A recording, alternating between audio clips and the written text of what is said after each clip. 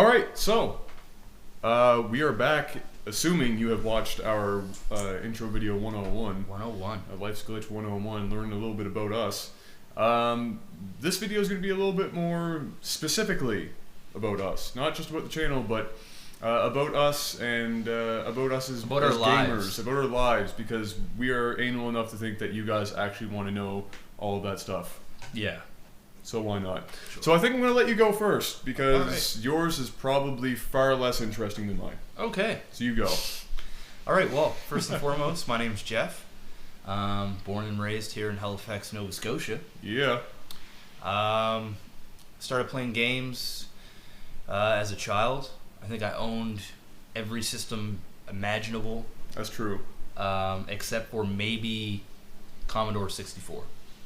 Which really, I mean, Come on. come on. I don't even know how old was Commodore I when that came 64. out. It's old enough that Weird Al did a song on it, and we don't know. Well, there you go. So literally, I've owned every system, and I've been playing since I was a kid.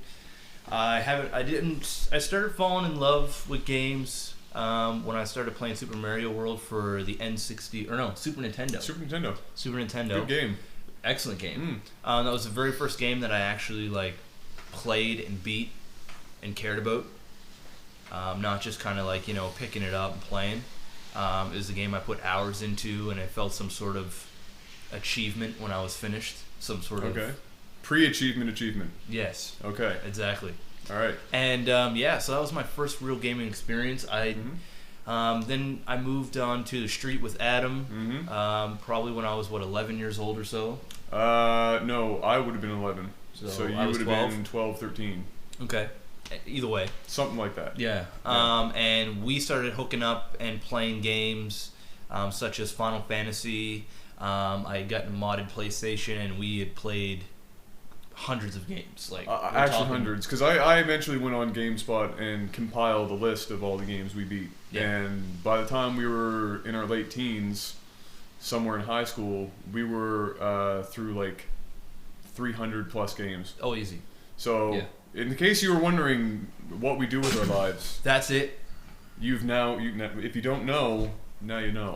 Now, on to the big game that changed my life.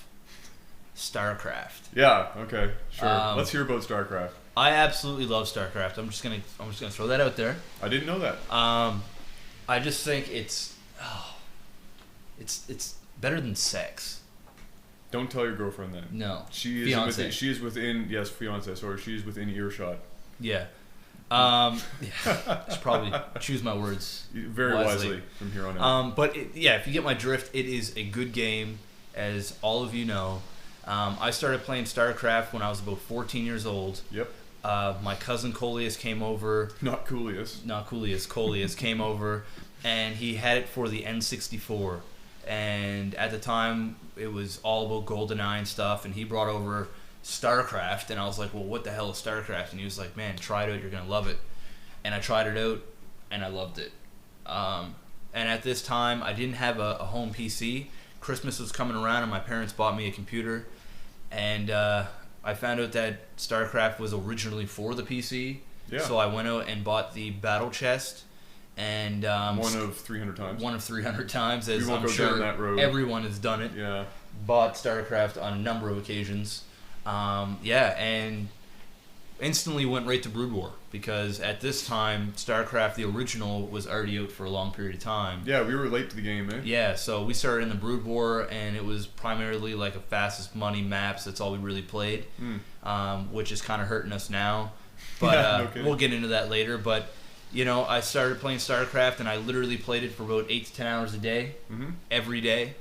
And then played that for years. Took probably about a 3 to 6 month break here and there from it. But when I started playing, I really started playing. Yeah. So StarCraft 2 came out, and this is where we're at now.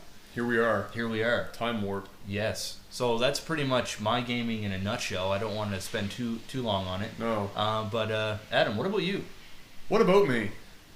I think I might have started gaming at an earlier age than you did. If I had to guess, I would say I started. You definitely own more systems, but I think I started before you did. I was spoiled. You were. I'm not going to debate that. Definitely. But I started when I was about 5, or maybe 4. Wow.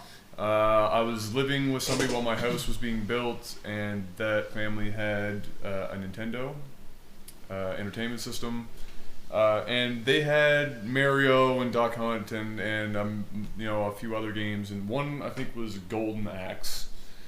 Excellent game. May or may not be the actual game, It's but Golden in my Axe. head, It's it's Golden Golden Axe. Axe. I looked it up. Oh, did you? Yeah. Thank you for doing that, because Golden I'm too Axe. lazy to do it myself. So anyway, I wasn't allowed to play that. So I was playing that when everybody else was still in bed and asleep.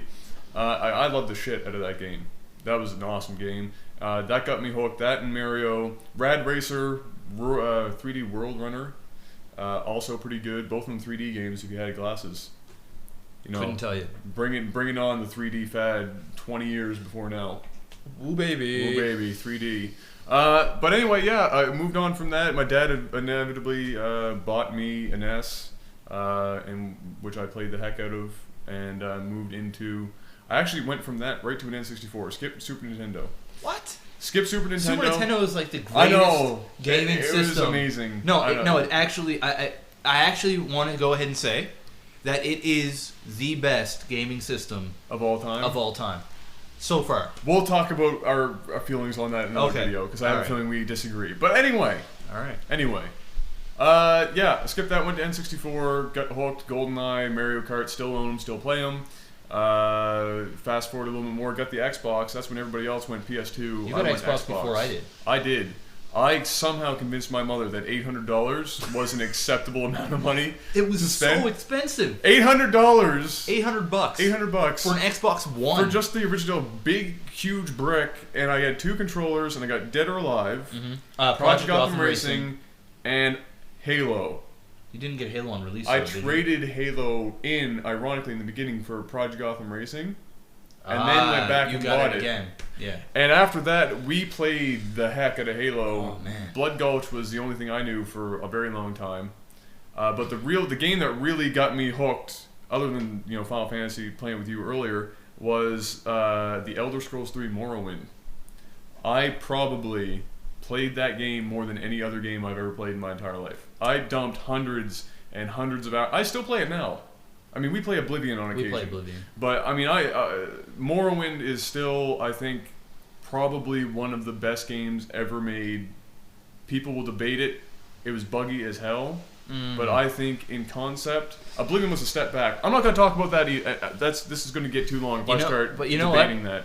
I think Oblivion's better. We're definitely gonna have to argue about that at some point. But I got hooked on that. Played the heck out of it. Fast forward to now, I'm a proud owner of a 360 and what some people might call a decent computer. You are the Pretty same much. way. You have a PS3, but yours is broken at that right now, Yeah. It does everything but play games. which really is unfortunate.